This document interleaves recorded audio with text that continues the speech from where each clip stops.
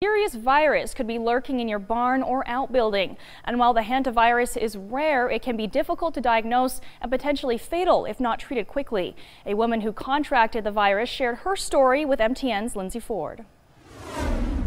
Debbie Superian remembers the spring of 2011. She and her now deceased husband lived on a ranch in Clancy. They hiked, rode horses, and took care of animals. But that all would change one sunny morning.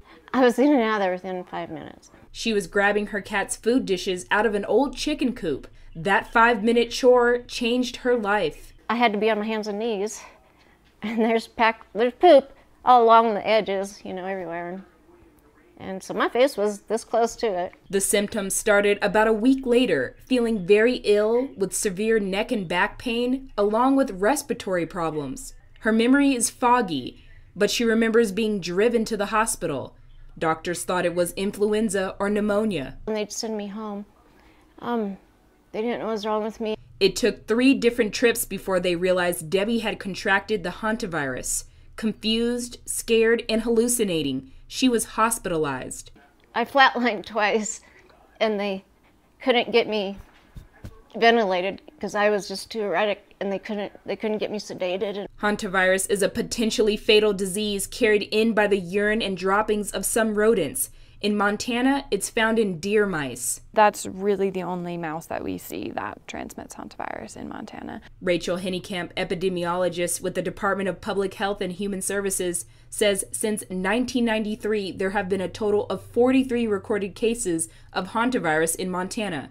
10 of those cases have been fatal. Hantavirus can be a very severe and sometimes fatal disease. People contract the virus when they disturb and inhale dust containing the urine or feces of infected rodents. There's no vaccine, there's no medical prevention. Since 1993, there have been 697 confirmed cases of hantavirus nationwide, a relatively small number. However, more than a third of those cases have been fatal. Another complication, diagnosis, is difficult in the early stages because these symptoms are similar to influenza or pneumonia.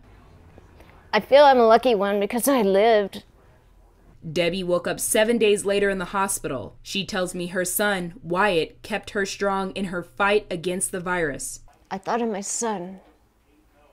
He needed me, and his dad was so ill. That's all I thought, Wyatt, Wyatt, Wyatt. And my support is my son and my family. I think you gotta have that.